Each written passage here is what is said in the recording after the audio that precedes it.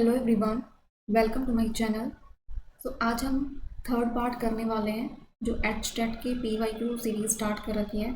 आज हम third part करने वाले हैं जिसमें हम 10 क्वेश्चन देखेंगे एंड वो जो क्वेश्चन है स्टेटमेंट बेस्ड क्वेश्चन है। स्टेटमेंट बेस्ड फर्स्ट क्वेश्चन क्या है भाई, a bill of exchange must be accepted by the drawer to be valid. यानी ये बताना है कि दोनों स्टेटमेंट जो दे रखी हैं इनमें से बहुत ट्रू है या फॉल्स है या एक ट्रू है या एक फॉल्स है, ये सब बताना है। फर्स्ट जो स्टेटमेंट दे रखी है भाई वो क्या है, फर्स्ट इज ट्रू, क्योंकि जो बिल ऑफ एक्सचेंज है वो मस्ट बी एक्सेप्टेड किसके द्वारा एक्सेप्ट किया जाता है, ड्रॉवे के द्वारा, तो ये चीज़ वैलिड है। ये वाली स्टेटमेंट क्या है, ट्रू है।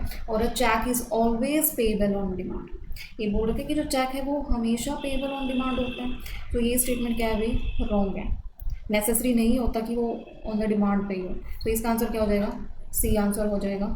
उसके बाद नेक्स्ट क्वेश्चन देखते हैं, operating profit include both recurring and non recurring incomes.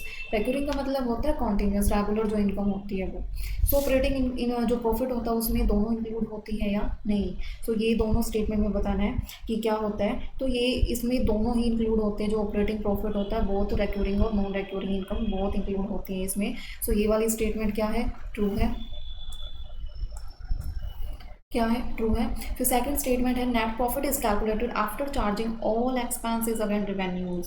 सारे चार्ज करने के बाद वही होता है नेट प्रॉफिट। ये वाली स्टेटमेंट भी क्या है, ट्रू है। तो इसका आंसर क्या हो जाएगा भाई, फर्स्ट ए आंसर हो जाएगा इसका।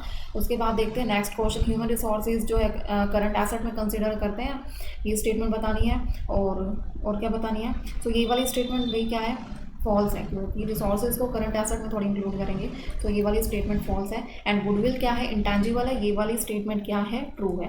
फर्स्ट क्या है, statement is false and second क्या है, ट्रू। इसका आंसर क्या हो जाएगा, डी। फिर नेक्स्ट क्वेश्चन करते हैं। नेक्स्ट क्वेश्चन में जो आरबीआई है वो इस्टेब्लिश हुआ था 1935। आरबीआई इस्टेब्लिश हुआ था 1935, ये ट्रू है स्टेटमेंट, इस्टेब्लिश हुआ था इसी में। और जो सेकंड स्टेटमेंट दे रखी है कि आरबीआई जो है प्राइमरी रेगुलेटर होता है इसका, कैपिटल मार्केट इन इंडिया का। कैपिटल मार्केट इन इंडिया का ही प्राइमरी रेगुलेटर होता है, फाइनेंशियल सिस्टम होता है, ये बात सही है बिल्कुल। ये वाली स्टेटमेंट भी क्या है, ट्रू है। इसका आंसर क्या हो जाएगा, ए। बोथ स्टेटमेंट क्या हो जाएगी, ट्रू हो जाएंगी। फिर देखते हैं भाई नेक्स्ट क्वेश्चन कि balance sheet shows the financial position of a business on a specific date. ये वाली स्टेटमेंट बिल्कुल सही है कि जो फाइनेंशियल जो बैलेंस शीट प्रिपेयर की जाती है वो किस लिए प्रिपेयर की जाती है, फाइनेंशियल पोजीशन को चेक करने के लिए। ये वाली स्टेटमेंट क्या है, ट्रू है। फिर अगली स्टेटमेंट क्या है भाई, कि जो ये रिकॉर्ड सिर्फ इनकम और एक्सपेंसेस को रिकॉर्ड करते हैं बिजनेस की, नहीं ऐसा तो नहीं होता। इसमें जो है एसेट जो है लाइबिलिटी हर एक चीज़ जो इंक्लूड होती है।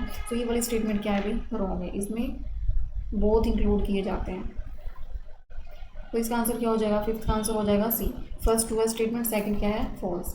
फिर सिक्स क्वेश्चन है, depreciation is charge to reduce the value of an asset. जो एसेट की वैल्यू को रिड्यूस करने के लिए डेप्रिसिएशन चार्ज लगाया जाता है, ये स्टेटमेंट ट्रू है या फॉल्स है, बिल्कुल ट्रू है।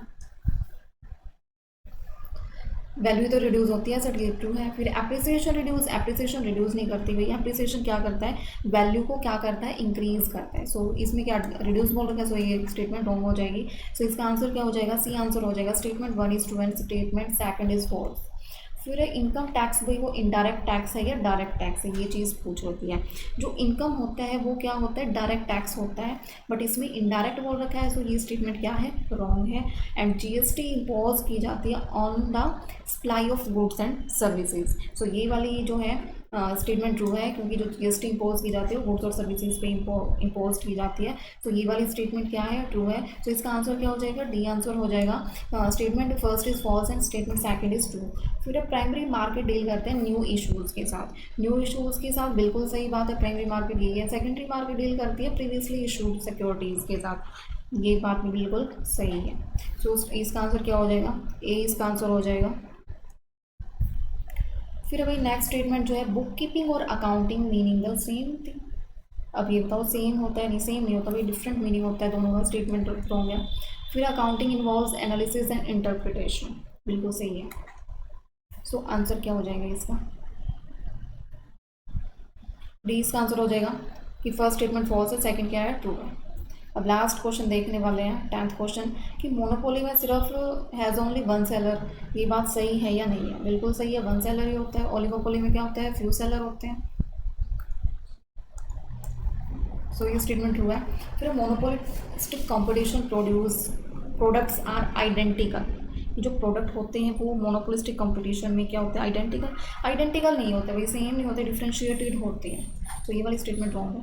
आंसर क्या हो जाएगा, थर्ड इसका आंसर हो जाएगा, क्योंकि ये स्टेटमेंट ट्रू है एंड ये क्या है, फॉल्स। तो ये स्टेटमेंट वाले हमने कितने क्वेश्चंस किए हैं, 10 क्वेश्चंस किए हैं डिफरेंट कंसेप्ट के ऊपर। सो ये थर्ड पार्ट है, फोर्थ पार्ट हम कल लेके आएंगे।